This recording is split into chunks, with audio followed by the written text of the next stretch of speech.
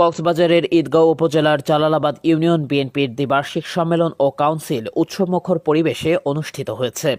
উপস্থিত ছিলেন কক্সবাজার সদর ৩ আসনের সাবেক সংসদ সদস্য লুৎফুর রহমান কাজল। এখানে হার জিতের বিষয় না, লজ্জার বিষয় না। এটা আমরা একটা নেতা নির্বাচন করছি মাত্র, যে যার নেতা আপনাদের নেতা আপনারাই বেছে দেবেন। এটা হলো নেতাও না, এটা কোনো ক্ষমতাও না, এটা হলো দায়িত্ব পালন করা।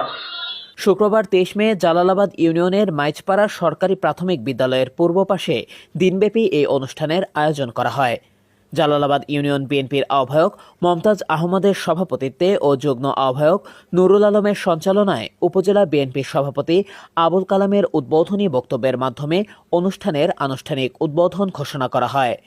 আপনারা যদি সহযোগিতা করেন তাহলে আমরা খুব তাড়াতাড়ি আমাদের নির্বাচনের কাজ শেষ করতে পারবো।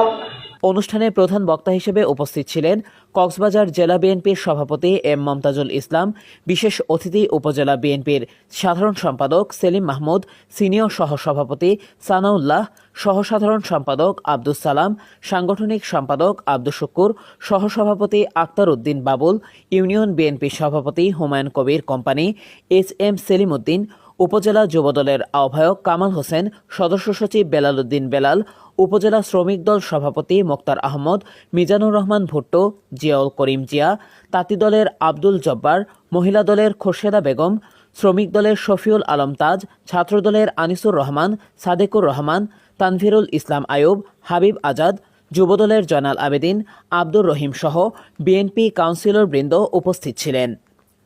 সম্মেলনের প্রথম অধিবেশনে লুৎফুর রহমান কাজল দিক নির্দেশনামূলক বক্তব্য রাখেন এবং দ্বিতীয় অধিবেশনে শুরু হয় কাউন্সিলরদের সরাসরি ভোট গ্রহণ।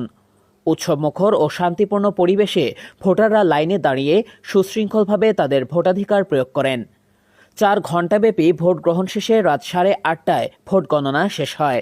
ফলাফল অনুযায়ী সভাপতি নুরুল আলম এবং সাধারণ সম্পাদক পদে আব্দুস সালাম কোম্পানি নির্বাচিত হন।